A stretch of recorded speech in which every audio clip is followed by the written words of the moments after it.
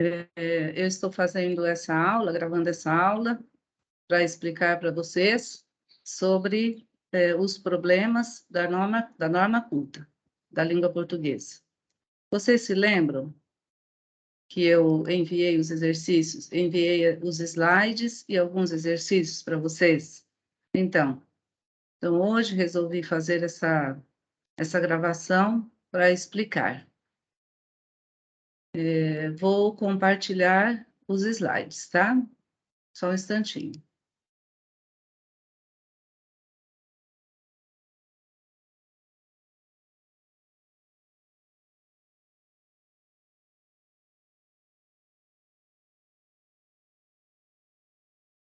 Isso. Bom, aqui, como vocês podem ver, nós temos o uso do que. O que com acento, sem acento e com acento, tá? Que é um pronome, conjunção ou advérbio. Ou também pode ser uma partícula expletiva. Bom, vamos ver aqui o primeiro caso. Quando nós temos o que sem acento, que você pretende? Você me pergunta o que vou fazer? Que posso fazer? Que beleza, que bela atitude! Convém que o assunto seja discutido seriamente. Quase que me esqueço de avisá-lo. Então, em todas essas situações, como vocês podem ver, olha, início de uma pergunta, meio de uma frase afirmativa, início de uma frase exclamativa. Então, em todas essas situações, o que é sem acento, certo? Depois, o que é que nós temos? Nós temos um que com acento. Esse que com acento, diferentemente do primeiro, que é o monossílabo átono, é um monossílabo tônico. Um monossílabo, porque tem apenas uma sílaba, certo? Então, quando é que isso ocorre? Nós encontramos essa situação quando nós temos um pronome em final de frase. Imediatamente antes de um ponto, esse ponto pode ser final, de interrogação ou exclamação, ou até de uma reticência. Ou quando esse que é um substantivo, significando alguma coisa, certa coisa. Ou mesmo quando ele for uma interjeição. A interjeição é uma palavra da língua portuguesa que indica surpresa, espanto. Vamos ver alguns exemplos. Afinal, você veio aqui fazer o quê? Então, esse quê é acentuado. Por que ele é acentuado? Porque ele é tônico e está no final de uma frase interrogativa. Depois, você precisa de quê? Também a mesma situação. Há um que inexplicável em sua atitude. Aqui nós temos esse que no meio de uma frase afirmativa. Aqui significando um substantivo. Por quê? Porque antes dele nós temos um artigo, que é a palavra um, certo? E também porque significa alguma coisa. Há um que inexplicável. Há alguma coisa inexplicável, certo?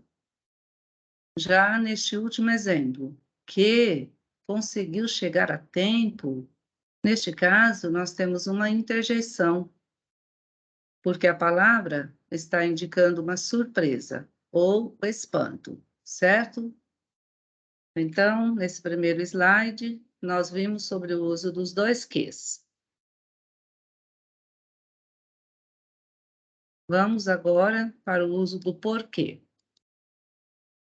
Temos 4 casos de porquês, certo? O primeiro, porquê separado, sem acento. O segundo, porquê separado com acento, no caso aí o acento circunflexo. O porquê junto, sem acento. E porquê junto com acento. Bom, vamos ver. Neste primeiro caso, do porquê separado e sem acento, quando é que nós usamos? Nós usamos quando ele for equivalente à expressão por qual razão e por qual motivo, certo? Então, aqui, por exemplo, por que você agiu daquela maneira? Dá para substituir, olha, por qual razão, por qual motivo, tá? E também porque ele está no início de uma frase interrogativa. Depois, outra situação. Agora aqui a frase não é interrogativa, é uma frase afirmativa. Não se sabe por que tomaram tal decisão.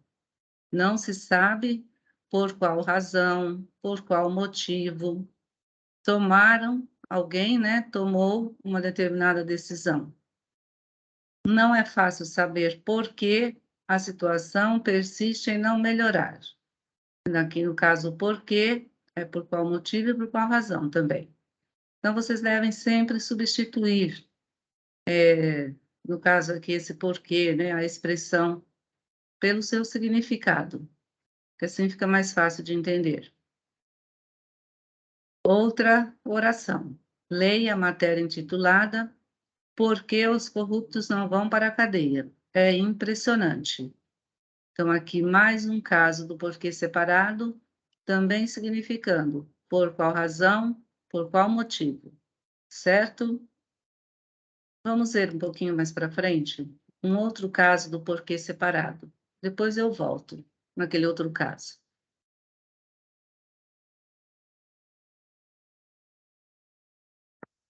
Há casos em que porquê representa uma sequência de preposição mais pronome relativo. Mas essas denominações aqui não são tão importantes para vocês, tá? O que vale mais é o significado. Então, há casos que esse porquê separado, ele não significa por qual razão, por qual motivo. Ele significa pelo qual, pelos quais e pelas quais. Vamos ver quais são esses casos. Estas são as reivindicações porque estamos lutando. Então, se vocês forem substituir aqui, olha, dá para substituir por pelas quais, tá? E não por qual motivo, tá? É pelas quais estamos lutando. O túnel por que devíamos passar desabou antes. O túnel pelo qual devíamos passar, não por qual motivo deveríamos passar, certo? Vamos voltar.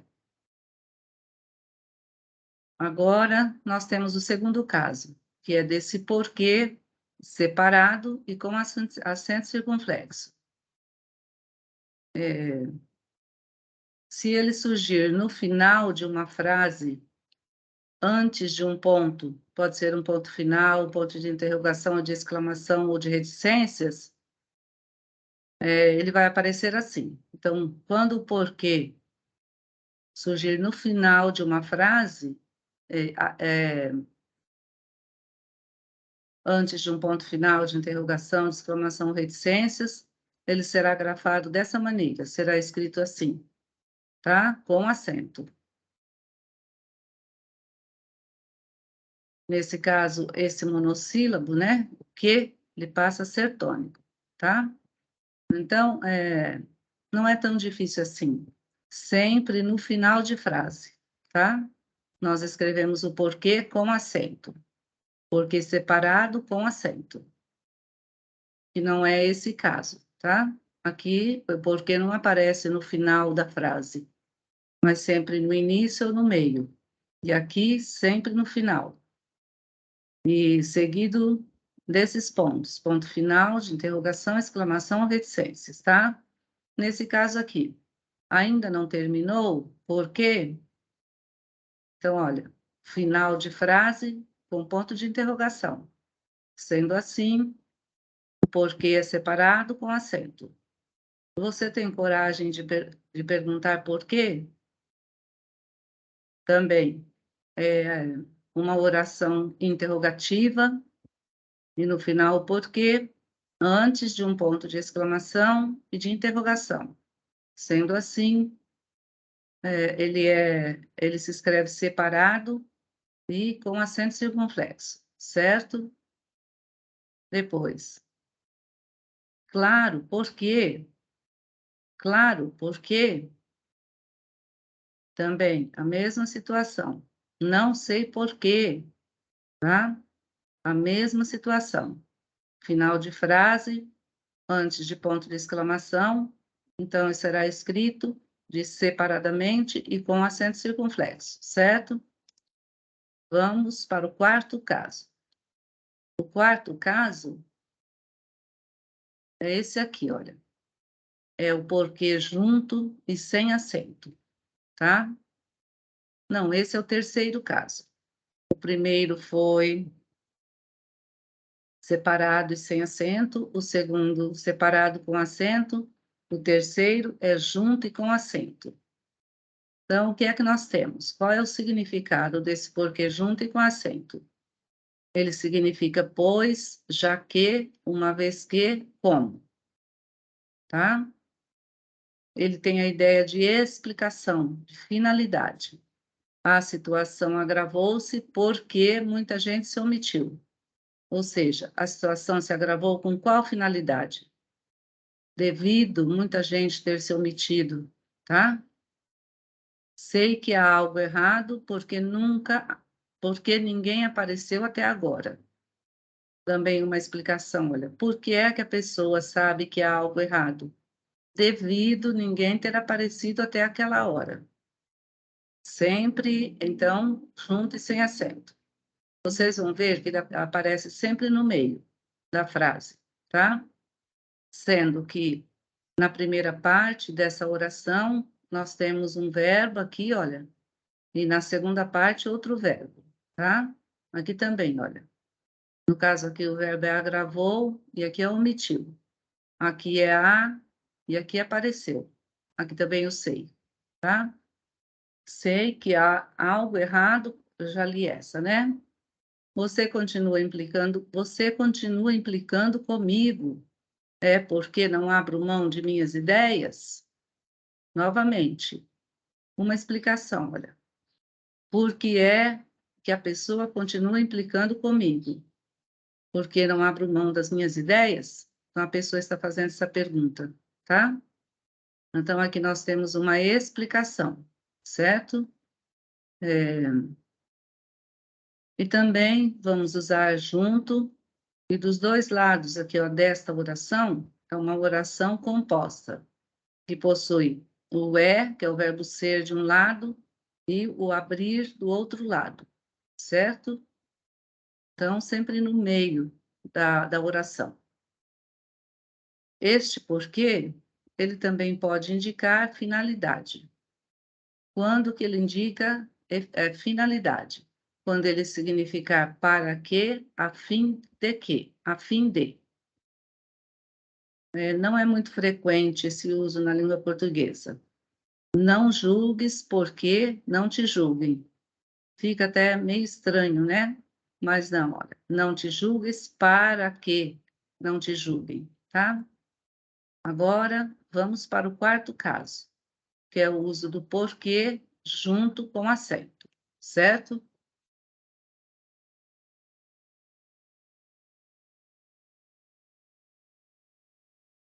Neste caso, o porquê vai significar causa, razão, motivo. E também é chamado de substantivo, tá? Ele aparece em companhia, né, ou acompanhado de um artigo, tá? O que que é artigo? O, a, uma, os, as e uns e umas. As palavras o, a e os, as são chamadas de artigo definido, porque realmente elas definem, elas apontam o menino, não é qualquer menino, tá? Enquanto que as palavras um e uma, ou uns e umas, são chamadas de artigos indefinidos, porque passa uma ideia de indefinição. Quando eu digo um menino, eu não estou dizendo qual é esse menino, tá? Pode ser qualquer menino, tá? Então, vamos ver. Dê-me ao menos um porquê para a sua atitude. Então, o que é que nós temos aqui? Dê-me ao menos uma causa, uma razão, um motivo para a sua atitude. Aqui, ó, ao lado do porquê, nós temos a palavra um, que é um artigo indefinido. No segundo exemplo, não é fácil encontrar o porquê de toda essa confusão. Novamente, olha, não é fácil encontrar uma razão, um motivo de toda essa confusão, tá? Antes desse porquê, nós temos a palavrinha o, que é um artigo definido, certo? Creio que os verdadeiros porquês, mais uma vez, não vieram à luz. Então, aqui nós temos, creio que as verdadeiras razões, as verdadeiras causas, mais uma vez, não vieram à luz. E antes do porquê, no caso aqui são os porquês, um pouquinho antes aqui, olha, o que é que nós temos? Os, certo? Que é um artigo definido no plural. Vamos em frente. Agora, vamos para essas duas palavras, que também geralmente causam muita confusão. Mas e mais. O que é que significa mas? Mas nós chamamos de conjunção adversativa, conjunção adversativa, que significa porém, contudo, entretanto. Ela passa uma ideia de oposição, de adversidade, certo? Vamos aos exemplos. Tentou, mas não conseguiu. Então, olha, uma vez que a pessoa tentou, o que é que se esperava? Que ela conseguisse, mas não conseguiu. Então, aí é que a gente vê a oposição, tá? Conseguisse e não conseguiu. O país parece ser viável, mas não consegue sair do subdesenvolvimento. Novamente, e mais uma dica para vocês. Vai aparecer sempre antes de uma vírgula. Aliás, sempre depois de uma vírgula, tá? Como vocês podem ver nesses dois exemplos. Mesma situação. O país parece ser viável, mas não consegue sair do subdesenvolvimento. Então, se ele é viável, se espera que ele deveria sair do subdesenvolvimento, passaria a ser desenvolvido. Porém, contudo, entretanto, isso não acontece, tá?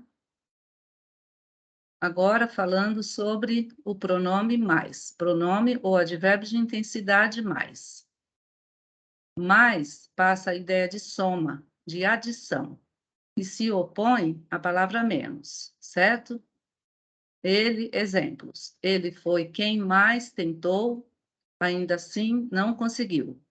Então, olha, ele foi de todos os que estavam num determinado lugar, ele foi o que mais tentou, tá?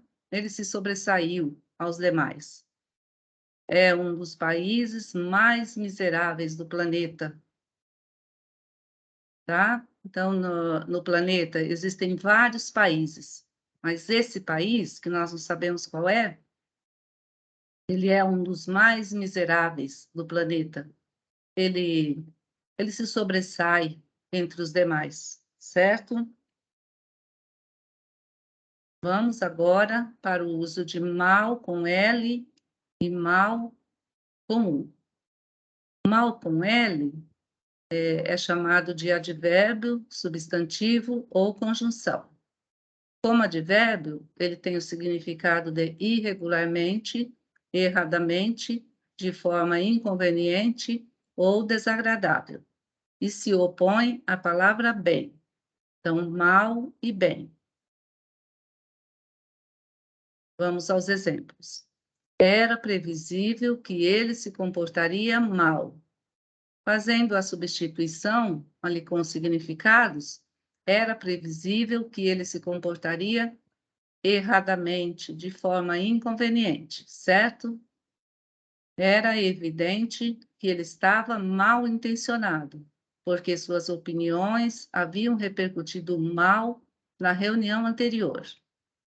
Então, olha, era evidente que ele estava mal intencionado, ou seja, que ele tinha uma intenção irregular, tá?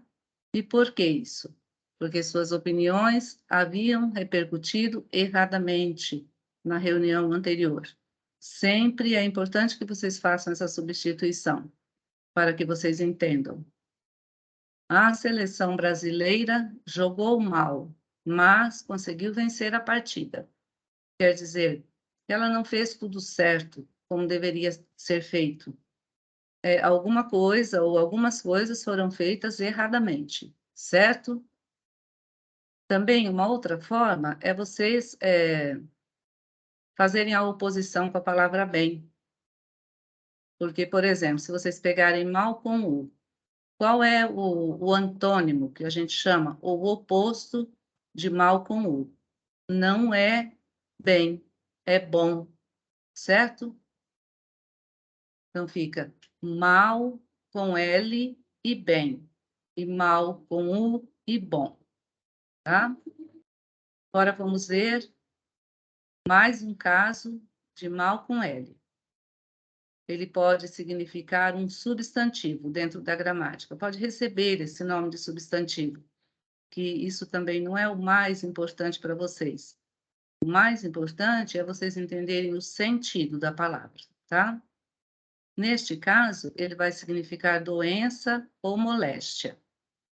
E, em alguns casos, significa aquilo que é prejudicial ou nocivo. Vamos aos exemplos. A febre amarela é um mal, ou seja, uma doença de que já nos havíamos livrado e que, devido ao descaso, voltou a atormentar as populações pobres. O mal é que não se toma nenhuma atitude defensiva, ou seja, a doença é que não se toma, ou seja, o que é ruim, né? O que é prejudicial é que não se toma nenhuma atitude definitiva, tá? Então, o aspecto ruim é que não se faz isso, aí no caso, tomar alguma atitude para resolver o problema, tá? Então, até aqui nós vimos os casos de mal com L. Vamos agora aos casos de mal com U.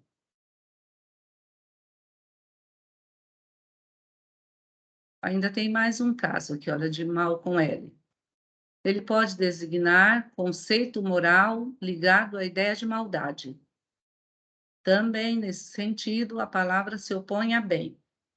Há uma frase de que, um exemplo, tá? Há uma frase de que a visão da realidade nos faz, muitas vezes, duvidar.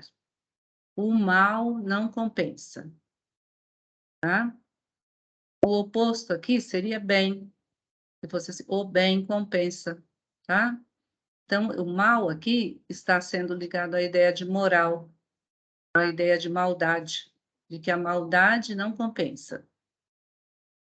Também, quando esse mal for quando o mal for conjunção, ele vai indicar tempo. Também esse mal vai ser escrito com L. Mal você chegou, ele saiu, tá? Olha o tempo aqui, ó. Você mal acabou de chegar, ele saiu. Você nem bem chegou, ele saiu, indicando um tempo, o momento em que ele chegou e o outro saiu, certo? Agora sim, o mal com U. O mal com U, ele é chamado de adjetivo, que significa ruim, de má índole, de má qualidade. Ele se opõe à palavra bom. Lembra que eu falei no outro exemplo? Que bem se opõe a mal, bem se opõe a mal com L, e bom se opõe a mal com U. Isso. Opõe-se a bom e apresenta a forma feminina má. Então, no caso, se você estiver se referindo a a uma palavra feminina, você não vai usar mal. Não vai dizer ela é uma mulher mal, mas ela é uma mulher má, certo? Aqui nós temos 2 exemplos usando o mal. Ou seja, eles estão ao lado de palavras masculinas, tá? Trata-se de um mau administrador. Então, olha aqui, significa ruim, olha, de um administrador ruim. E aqui nós temos o que nós chamamos de substantivo, tá? E sempre ao lado de um adjetivo vai aparecer um substantivo. Tem um coração mau. Novamente, tá? Tem um coração ruim. E a palavra aqui é um substantivo masculino, certo? Trouxe para vocês uma tirinha também. Olhem que interessante. Nesta tirinha, o advérbio mal, com L, modifica o verbo estar. Então, aqui nós temos um jogo de xadrez, né? As peças do jogo de xadrez. E aqui, essa pecinha está falando. Olha, ela está com uma espingarda, aqui tem uma fumaça, aqui no cavalo nós temos um pouquinho de sangue derramado. Olha o que ela está falando para o rei. Tive que sacrificá-lo, majestade. Ele estava mal, só caminhava em L, tá?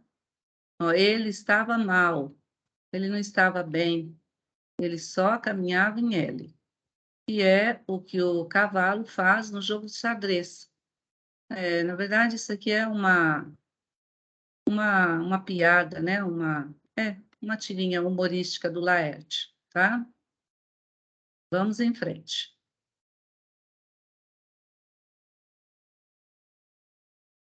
Agora, vamos passar para as seguintes palavras: onde e aonde, tá? Então, vamos ver primeiro o aonde. O aonde, ele significa ideia de movimento ou aproximação. Então, quando é que nós vamos usar aonde? Quando aparecer na frase um verbo que indica movimento, tá? Vejam aqui esse primeiro exemplo. Aonde você vai? O vai não significa movimento, tá? Significa. Então, ao invés de onde, nós vamos usar aonde, tá? Essa palavra também opõe-se a donde, que não é quase usado, que significa afastamento. Vamos ver. Aonde querem chegar com essas atitudes? Aqui o verbo que indica movimento é o verbo chegar, tá? Aonde devo dirigir-me para obter esclarecimentos? Aqui o verbo em movimento, que dá a ideia de movimento ou aproximação, é o verbo dirigir. Não sei aonde ir. Então, aqui o verbo ir é o que indica movimento ou aproximação, certo? Vamos ver agora o uso da palavra onde. A palavra onde indica lugar, tá? Indica o lugar em que se está ou em que se passa algum fato, um determinado fato, um acontecimento. Normalmente se refere a verbos que exprimem ou que indicam estado ou permanência. Então, diferentemente do aonde, que indica a ideia de movimento ou aproximação, no caso do onde, estará ao lado de verbos que indicam estado ou permanência, tá? Então, vamos ver o exemplo. Onde você está? Aqui nós temos o verbo estar. Esse verbo estar indica estado, tá? E também passa a ideia de lugar, olha, onde você está? Em que lugar você está? Onde você vai ficar nas próximas férias? Nós temos o verbo ficar, que indica estado ou permanência. E temos aqui a palavra onde, significando lugar, tá? Discrimine os locais onde as tropas permanecem estacionadas. Temos aqui a palavra onde, olha, discrimine os locais onde. Então, por locais onde, já se entende que está falando de lugar, tá? Depois, o que é que nós temos aqui? O verbo permanecer, que é um verbo que exprime estado ou permanência. Não sei onde começar a procurar. Novamente, olha, não sei onde, não sei em que lugar começar a procurar, tá? Depois, o que é que a gente tem aqui? Bom, isso aqui nós podemos pular, certo? Então, não sei se ficou totalmente claro. O aonde é usado com verbos de movimento e o onde é usado com verbos de estado e permanência, certo? Vamos em frente.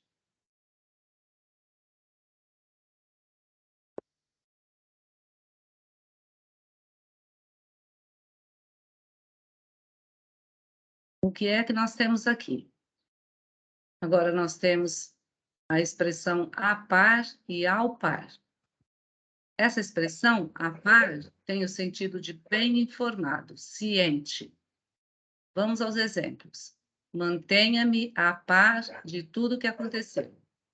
Ou seja, mantenha-me bem informado de tudo que aconteceu, certo? É importante manter-se a par das decisões parlamentares. É importante manter-se ciente, bem informado das decisões parlamentares. Por outro lado, a expressão ao par é uma expressão usada para indicar relação de equivalência ou igualdade entre valores financeiros, geralmente em operações cambiais. Vamos ao exemplo. As moedas fortes mantêm o câmbio praticamente ao par. Então, o que é que significa isso? As moedas fortes mantêm o câmbio em situação de equivalência, tá? Umas às outras. Agora, um outro exemplo aqui com dólar. O dólar está ao par do euro. O que é que significa? O dólar está numa relação de equivalência, de igualdade com o euro. Ou seja, tanto o dólar quanto o euro em um determinado momento, tem o mesmo valor. O real não está ao par do dólar. O que é que significa? Que o real não, não tem uma situação de equivalência ou de igualdade em termos de valores ao dólar, que o real vale bem menos que o dólar, certo? Agora as expressões ao encontro de e de encontro a. Vamos lá. Ao encontro de indica ser favorável a ou aproximar-se de. Vamos ver os exemplos. Ainda bem que sua opinião vem ao encontro da minha. Então, olha, a opinião é parecida com a dele, tá? Vai ao encontro, se aproxima da dele. Poderemos, assim, unir nossas reivindicações. Outro exemplo, quando a viu, foi rapidamente ao seu encontro e a abraçou afetuosamente.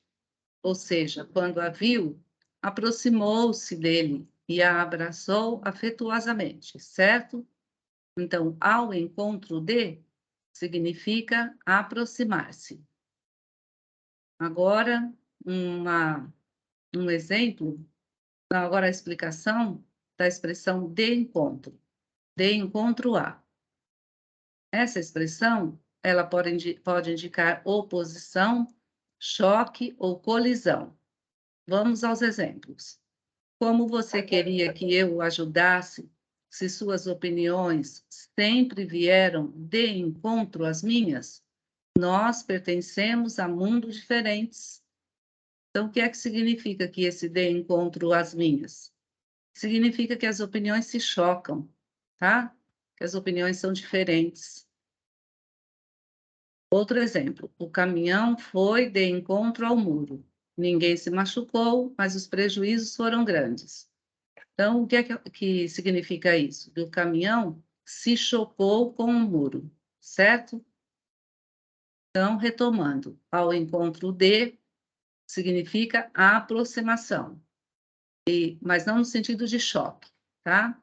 No sentido de, de ser favorável, de possuir as mesmas ideias, de aproximar-se. Já de encontro é no sentido de choque. Pode ser também em relação ao chão. Por exemplo, a pessoa se jogou, foi de encontro ao chão. Então, ela caiu, ela bateu no chão, certo? Vamos para outra expressão.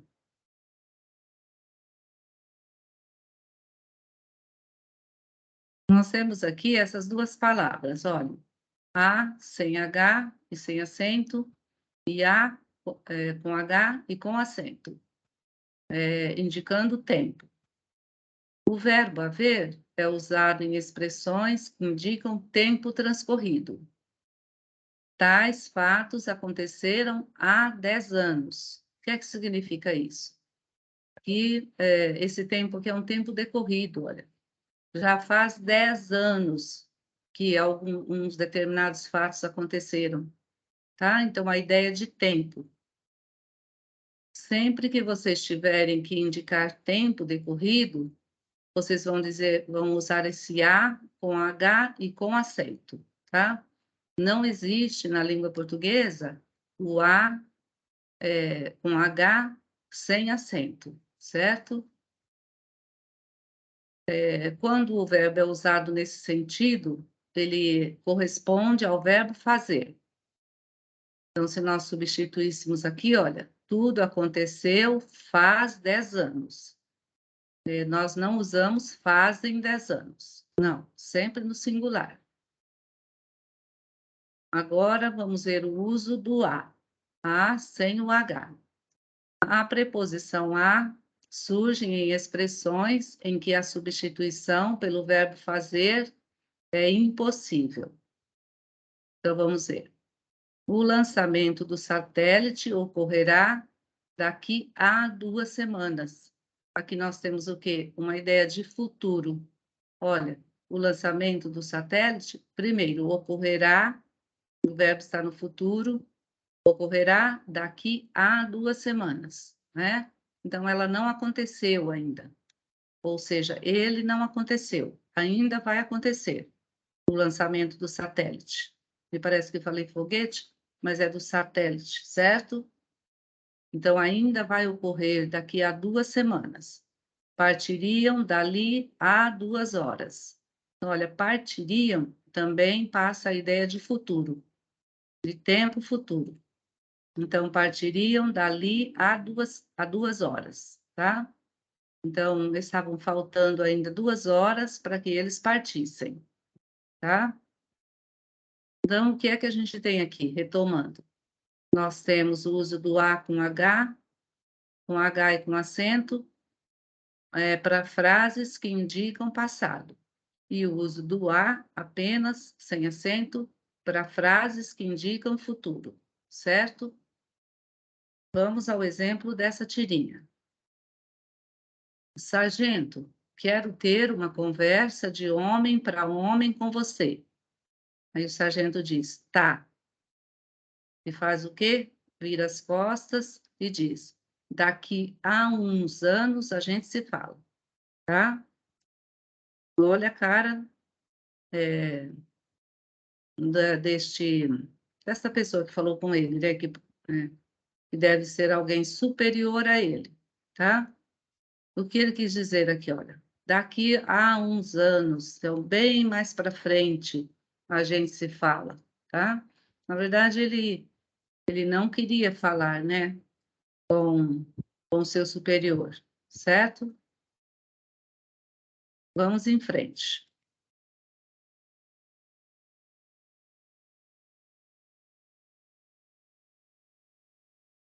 Agora, o que é que nós temos? O uso dessas duas expressões, acerca de e acerca de, com H e com acento. Acerca de que é o primeiro caso, significa sobre, a respeito. Vamos aos exemplos. Haverá uma palestra acerca das consequências das queimadas sobre a temperatura ambiente. Então, haverá uma palestra a respeito das consequências das queimadas, certo? Ou sobre as consequências. Agora, esse é acerca de, tá? Com H acentuado, cerca separado e de. Indica um período aproximado de tempo já transcorrido. Exemplo: os primeiros colonizadores surgiram há cerca de 500 anos. Olha a ideia de tempo aqui, olha, tempo transcorrido, tá? Da mesma forma que o A com H, que foi usado anteriormente, também não indicava tempo decorrido, um passado. Então, os primeiros colonizadores surgiram há muito tempo atrás, é como se fosse atrás, há cerca de 500 anos, ideia de passado, certo? Essa expressão, acerca de, também pode ser utilizada em outras frases, como estas. Há cerca de 2 milhões de desempregados no país. Aqui não equivalendo a tempo, tá? Mas também pode ser usada com esse sentido. Neste caso, acerca de vai significar o quê? Que existem aproximadamente.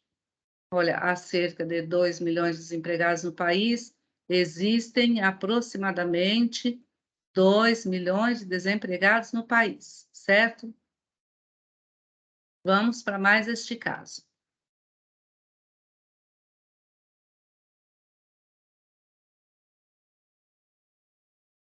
Afim junto e afim separado. Afim, aqui junto, nós podemos chamá-lo de adjetivo, tá? Ele significa igual, semelhante. Possui a ideia de afinidade. Vamos aos exemplos. Tiveram comportamentos afins durante os trabalhos de discussão, ou seja, tiveram comportamentos semelhantes, tá? Esse afins, ó, afim, não tem aqui, ó, essa primeira parte que nós chamamos de radical, igual à palavra afinidade, tá? Então, tiveram comportamentos afins, comportamentos iguais, comportamentos semelhantes. Depois, são espíritos afins. Também são espíritos iguais, são espíritos semelhantes, certo? Vamos ver agora afim separado. Surge na locução a fim de, que significa para, e indica a ideia de finalidade. Tentou mostrar-se capaz de inúmeras tarefas a fim de nos enganar, ou seja, com a finalidade de nos enganar, para nos enganar, certo? Então, vamos retomar esse aqui. Afim junto, significa igual, semelhante, tá? E afim separado, significa para. A fim de, né? Significa para. E possui a ideia de finalidade. Vamos em frente. Agora nós temos demais junto e demais separado.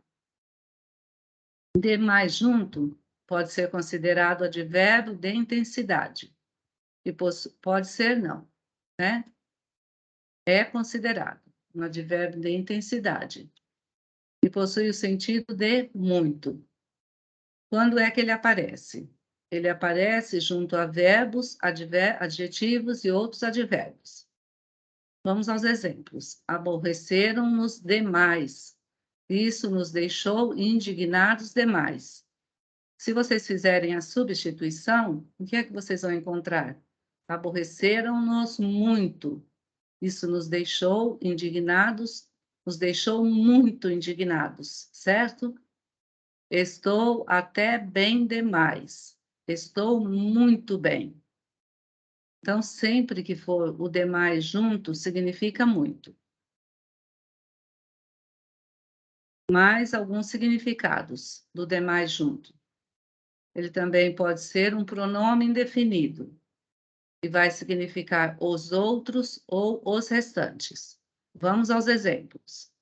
Apesar de ter chegado até lá como integrante de um grupo, resolvi partir sozinho, deixando aos demais a liberdade de escolher, ou seja, deixando aos outros, aos restantes, a liberdade de escolher. Fiquei sabendo posteriormente que os demais, ou seja, que os outros membros da comissão também acabaram abandonando os projetos, certo? Então, o que é que nós temos aqui? Esse demais significando muito, significando os outros e os restantes. Depois, nós vamos encontrar o demais separado, que significa que opõe-se à expressão de menos. Vamos ver o significado. Não vejo nada demais em sua atitude, tá? Como se fosse assim, não vejo nada que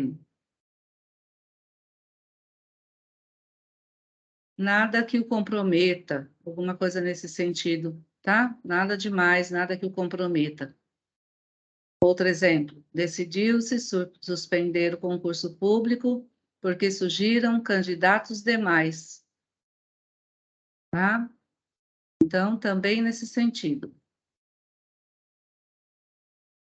Decidiu-se suspender o concurso público porque surgiram candidatos demais, tá?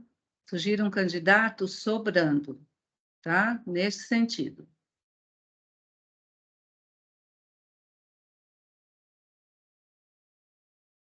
Vamos agora para os últimos casos. Então, o que é que a gente tem aqui? Nós temos senão junto e senão separado.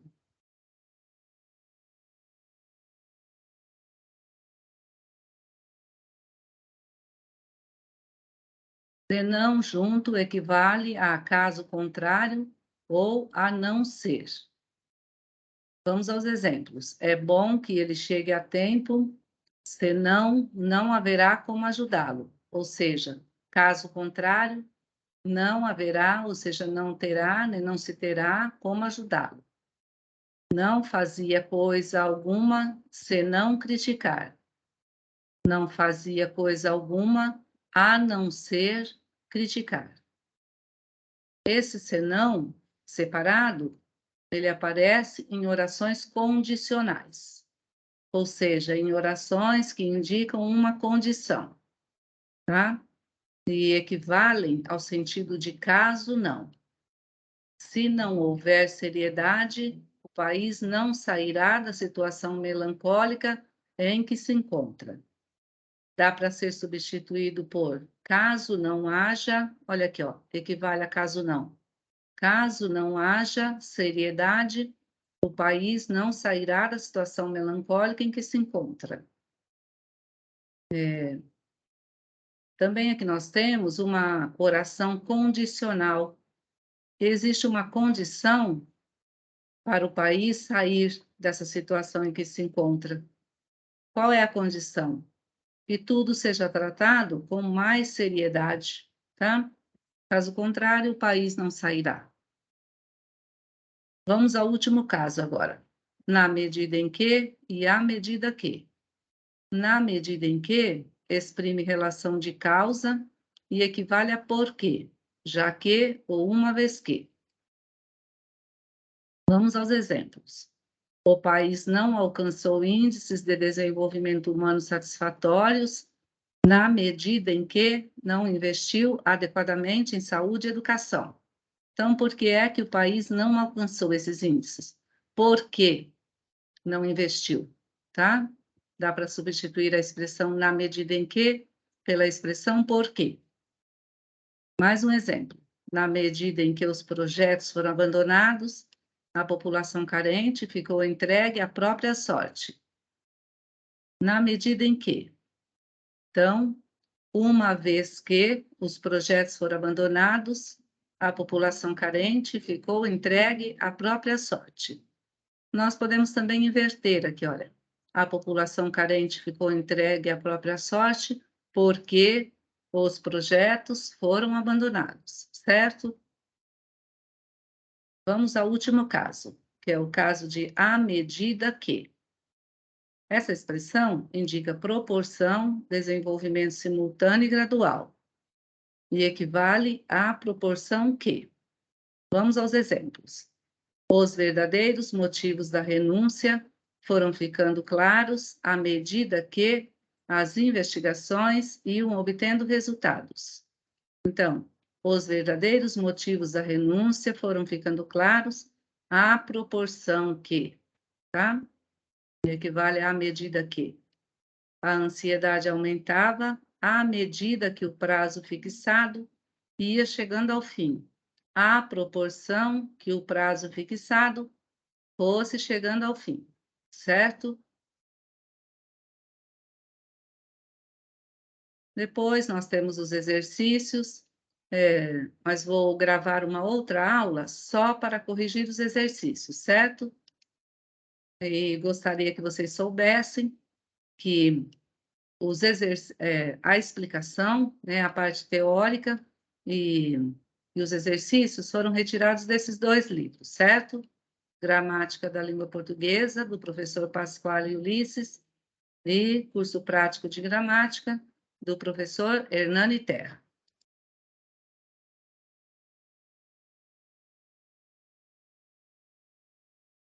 Bom, sendo assim, eu finalizei a explicação para vocês dos problemas da norma culta.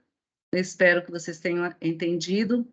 Se vocês tiverem alguma dúvida, podem me procurar no grupo, e vou fazer a postagem desta gravação daqui a pouco, certo?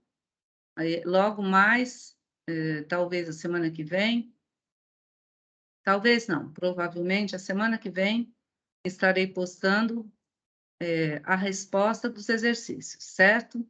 Até mais. Fiquem com Deus.